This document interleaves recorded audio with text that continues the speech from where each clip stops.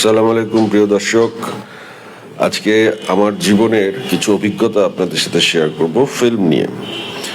কাল একটি ভিডিও দিয়েছিলাম হিমেল আশরাফের বিভিন্ন কথা নিয়ে, যেগুলো খুবই মূল্যবান মনে হয়েছে আমার কাছে। তিনি সেখানে আরেকটি কথা বলেছিলেন, কালকে বলতে ভুলে গিয়েছিলাম। সেটি হচ্ছে যে আমাদের দেশে গল্পকারের খুব অভাব। প্রপার গল্পকারের অভাবের কারণে আমরা সুন্দর গল্প বলতে পারি না ফিল্মে। তো এই গল্প প্রসঙ্গেই আমি আসলে আসবো যে আমার ছোটবেলায় ফিল্মের অভিজ্ঞতাটা কেমন ছিল। আপনারা জানেন যে আমি গাজী মাজরুল আনোয়ার সাহেবের ভাইগনা। ওনার বাড়িতে ছোটবেলায় আমাদের সবসময় থাকা হতো, বেড়ানো হতো এবং প্রচুর সময় আমার শৈশবকাল কেটেছে মামার বাড়িতে। আমার বরাবরই ফিল্মের প্রতি আগ্রহ ছিল বলে আমি খুব গভীরভাবে মামার ফিল্মের জীবনটা লক্ষ্য করতাম এবং সেটা সবসময় আমি মনে রেখেছি। আজ আপনাদেরকে বলার সময় এসেছে যে আমি আসলে সেই জীবন থেকে কি শিখেছি। এখনকার যে ফিল্ম আমরা দেখি 2026 সালে এসে বাংলাদেশের, আমি ফিরে যাব 90 দশকে কিংবা 85 সালের থেকে, যদি আমার স্মরণকাল যা মনে আছে সেই সময়ের থেকে আমি একেবারে 90 দশকের পুরোটা 2000 সাল পর্যন্ত আমি সিনেমার গল্পটা আমি শেয়ার করব। যে আমার মামা একজন চলচ্চিত্র পরিচালক হিসেবে তার ক্যারিয়ারটা তিনি কিভাবে কাটিয়েছেন, কি কি করতেন এবং তখনকার ফিল্ম কেমন ছিল। আমি মামাকে দেখেছি আমার জ্ঞান হওয়ার পর যে উনি বছরে একটা ছবি বানাতেন, ওনার নিজে প্রডিউসার, নিজে রাইটার, নিজে ডিরেক্টর।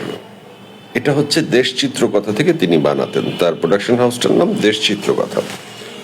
তো ওনাকে মাঝে মাঝে বছরে 2টা ছবি বানাতে হতো, কারণ ওনার দেশ চিত্রকথার অফিসটা দেখাশোনা করতেন মোহাম্মদ শাহাবুদ্দিন নামের এক ভদ্রলোক। উনি প্রযোজক একজন। উনি যেহেতু মামার অফিস দেখাশোনা করতেন, এটার শর্তই ছিল যে উনি সারা বছর দেখাশোনা করবেন, ব্যবসাটা, হল কালেকশনটা সবকিছু উনি দেখবেন, বিনিময়ে ওনাকে একটি ছবি বানিয়ে দিতে হবে ওনার প্রোডাকশন হাউস থেকে। তো মামা এই মোহাম্মদ শাহাবুদ্দিন সাহেবের জন্য একটি ছবি বানাতেন বছরে, বা কখনো কখনো 2 বছরে একটা। তো এর বাইরে অন্য কোনো প্রযোজকের ছবি মামা করতেন না। তো মামার ছবি করার বিষয়টা কেমন হতো আমি বলি। যখন মামা একটা গল্প চিন্তা করতেন, আমরা বেড়াতে যেতাম পরীক্ষা শেষে, তখন দেখতাম যে রাতের বেলা মামা বেডরুমে, মামি এবং মামার বাচ্চারা, আমরা যারা বেড়াতে যেতাম এবং আমার আরো মামা খালারা যারা থাকতেন, বেড়াতে আসতেন, চট্টগ্রাম থেকে আসতেন, কুমিল্লা থেকে আসতেন, সিলেট থেকে আসতেন, সবাই একসাথে বসতো গোল হয়ে, মামা না সিনেমার গল্পটা শোনাইতো। আমরা তখন বুঝতাম না বুঝতাম, খুব মনোযোগ দিয়ে মামার গল্পটা শুনতাম, কারণ গল্পের মধ্যে নায়করাজ রাজ্জাকের নাম নিতেন, শাবানা ম্যাডামের নাম নিতেন, বা আর্টিস্টদের সম্ভাব্য নাম নিয়ে গল্পটা মামা বলতেন। পরিবেশটা এমন থাকতো যে শুনতে খুব মজা লাগতো, মনে হতো যে আমরা কোনো রূপকথার গল্প শুনতেছি। তো এই সিনেমার গল্পটা মামা বলতেন যেদিন, সেদিন আমাদের খুব একটা আগ্রহের রাত থাকতো যে মামার কাছ থেকে গল্পটা শুনবো। ওকে গল্প শোনা শেষ, তারপরে হঠাৎ করে 1-1.5 মাস 2 মাস পর এর কার্যক্রম মামা ফোনে ফোনে ফোনে ফোনে চালাতেন, বিভিন্ন আর্টিস্টের সাথে যোগাযোগ, মাঝে মাঝে অফিসে যেতেন কাকরাইল না, তখন গুলিস্তান সিনেমা হলের উল্টা দিকে তার অফিস ছিল, সেখানে যেতেন। সকালে যেতেন, দুপুরে চলে আসতেন। বিকালে আবার গানের লোকজন আসতেন, সুরকার আসতেন, বিভিন্ন সিনেমার গান লিখতেন। ওনার গানের রুম ছিল একটা, সেখানে বসে সন্ধ্যার পরে গান লেখা হতো এবং আমি দেখতাম মামি খুব যত্ন করে বিভিন্ন নাস্তা বানিয়ে নিয়ে দিতেন, সেখানে তারা খাওয়া দাওয়া করতেন এবং একটা সুন্দর গানের জন্ম হতেন। এবং সেই সময় আমরা জানতাম যে, এটা আমি 80 সালের শেষের দিকে 90 সালের শুরুর দিকে ঘটনা বলছি, তখন মামা একটি গান লিখে 5000 টাকা পেতেন। এবং এমন হতো যে এক বসায় 2টা বা 3টা গান, বা 2 সিনেমা 3 সিনেমার গানের একটা করে গান তার লেখা শেষ, এবং 5000 করে 15000 টাকা তিনি ক্যাশ পেতেন। সে সময় টাকার মূল্য অনেক, তখন স্বর্ণের ভরি কত 7-8 হাজার টাকা হবে বা আরো কম হবে।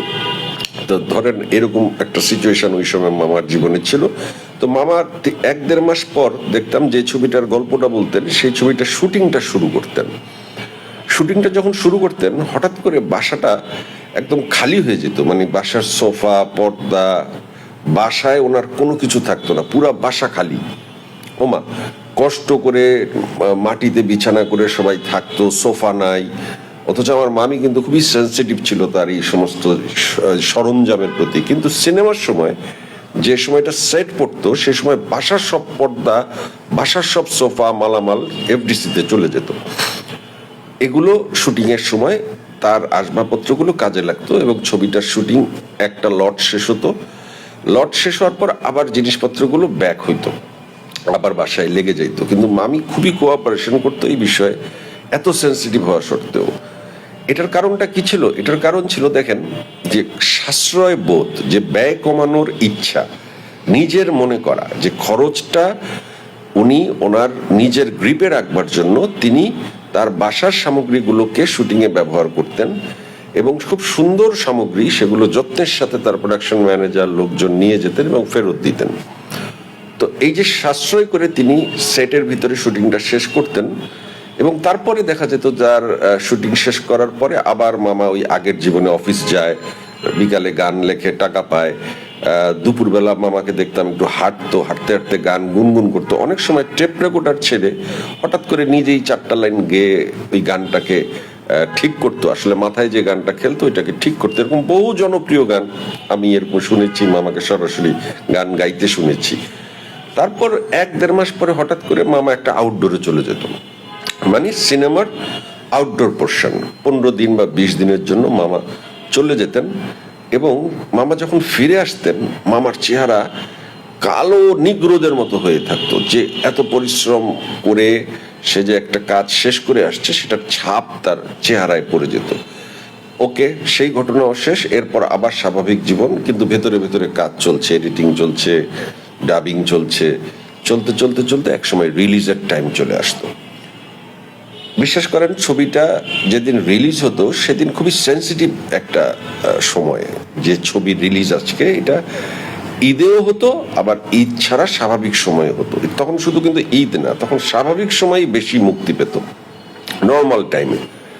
তো নর্মাল টাইমে মুক্তি পেলেও দেখেছি, ঈদে মুক্তি পেলেও তো আরো উৎসব দেখেছি। আমরা ঈদের দিন সিনেমা হলে যেতাম এবং আমাদের এটাই আমাদের ঈদ ছিল, সিনেমা হল থেকে সিনেমা হলে ভিজিট করা। তো প্রথম রাতে মামার কাছে খবর আসা শুরু হইতো TNT ফোনে, এই জায়গায় এত টাকা, এই জায়গায় এত টাকা, এই জায়গায় এত টাকা। এবং একসাথে তখন 3-4টা সিনেমা মুক্তি পেত, সবই বড় বড় সিনেমা। প্রথম রাতে মামা যখন রিপোর্টগুলি নিত তখন সব জায়গা থেকে দেখতাম বেশিরভাগ সময় খবর পাচ্ছে খালি ভালো খবর, ভালো খবর, ভালো খবর। তখন তো সোশ্যাল মিডিয়া না, ফোনে ফোনে ভালো খবর, মানে ছবি সুপারহিট হওয়ার পথে, ছবির রিপোর্ট খুব ভালো।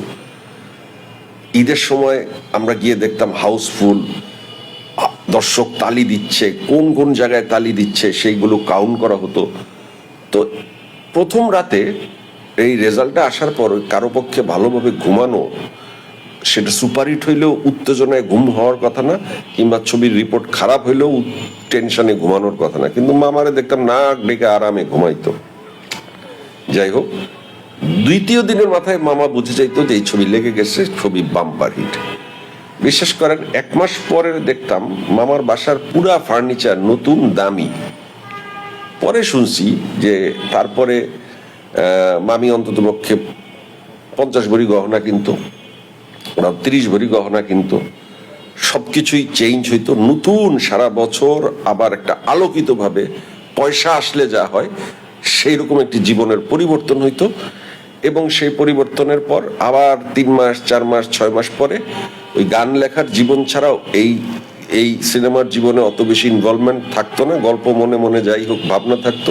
6 মাস পর আবার এই গল্প নিয়ে নাড়াচাড়া শুরু করতো। এইভাবে প্রতি বছর 1টা কি 2টা ছবি বা 1 বছর গ্যাপ মাঝে মাঝে যেত, এভাবে চলতো।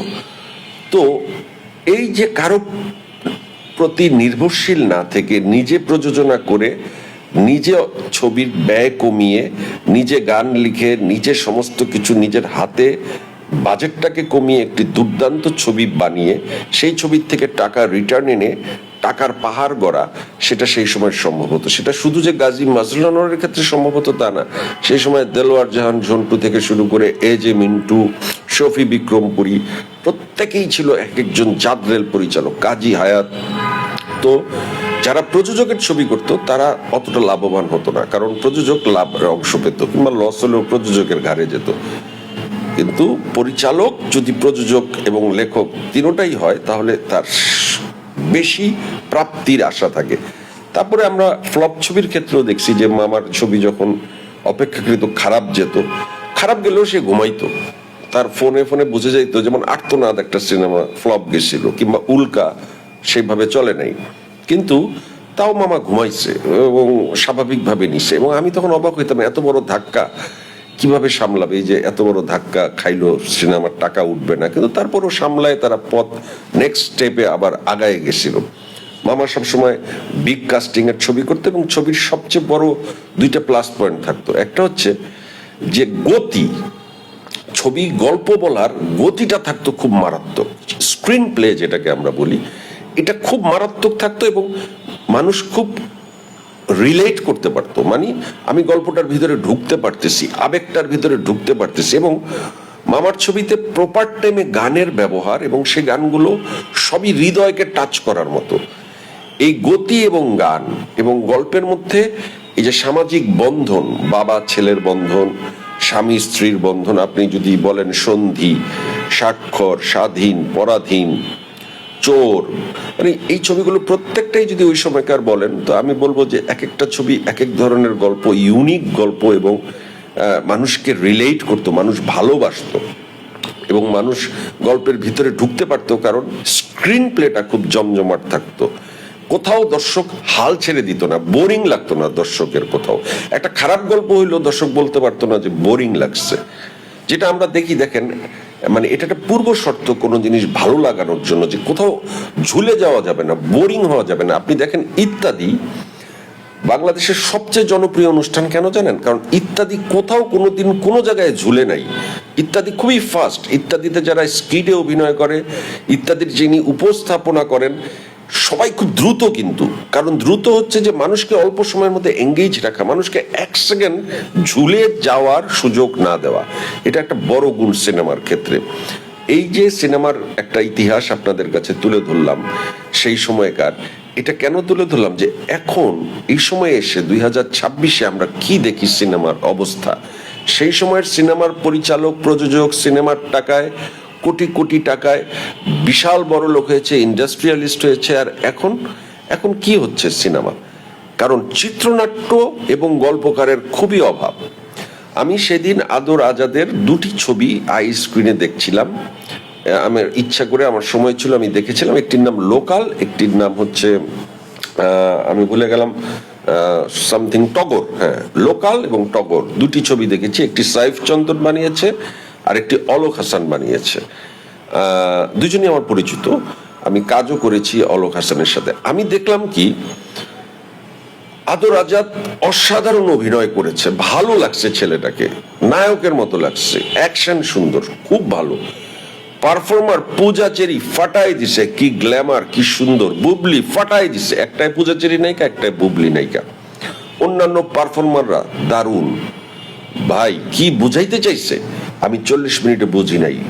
মানে স্ক্রিন প্লে নাই, মানে গল্প ওনারা খরচ করে বানাইছে, গল্পের মধ্যে অনেক অ্যারেঞ্জমেন্ট, অনেক কষ্ট করে বানাইছে, কিন্তু দর্শক আসলে কি বুঝাইতে চাইছে? দর্শক যদি 40 মিনিটে না বুঝে, কেন এই সিনেমা দেখবে হলে গিয়ে? কালকের কথার প্রসঙ্গে আসি, যে আমরা যে বলতেছি যে সারা বছর ঈদ ছাড়া 1.5 কোটি থেকে 3 কোটি বাজেটের ছবিগুলো করব, এবং সেই ছবিগুলো হলে চলবে, তাহলে সারা বছর হল চলতে থাকবে। কিন্তু টগর বা লোকালের মতো গল্প যদি না বুঝাইতে পারি, তাহলে 2 কোটি বা 3 কোটি টাকার সিনেমা মানে লাভ কি? আমি তো কোনো লাভই দেখি না। এবং এই অ্যাক্টরদের ভবিষ্যৎ অন্ধকার হয়ে যায় এই গল্পকারের গল্প বলার না জানার কারণে। গল্পকার যদি গল্প না বলে, ডিরেক্টর সেই গল্পকে ফুটায় তুলতে পারবে না। হয় ডিরেক্টরেরই গল্পকার হতে হবে, অথবা ডিরেক্টরের গল্প বুঝতে হবে যে কোথায় দর্শককে কমিউনিকেট করা যায়। দর্শকরা যদি আমরা টানতে না পারি, তাহলে আমরা মানে এই ধরনের ছবি আসলে কোনো ভবিষ্যৎ নাই। 2-2.5 কোটি 3 কোটি টাকা খরচ করে হয়তো প্রযোজক কোনো নায়ককে দিল বা কোনো নায়িকাকে দিল, 2-3-4টা ছবি করার পর যখন ফ্লপ হবে, ওই প্রযোজক আসসালাম আলাইকুম বলে পালায় যাবে, আর আসবেই না, দেশেই আসবে না। তো ওই যে সারা বছর ছবি করতে যে 2-3 কোটি টাকার বাজেট আমরা বলতেছি, সেটা 1 কোটি টাকা 1.5 কোটি টাকাও সম্ভব যদি গল্প ভালো থাকে। আমাদের ভালো গল্পকার নাই, গল্প ভালো বের করতে হবে। ইন্ডিয়াতে কত ভালো ভালো গল্প হয়, কত ভালো ভালো গল্প হয়। যাই হোক, আমি অনেকক্ষণ কথা বললাম।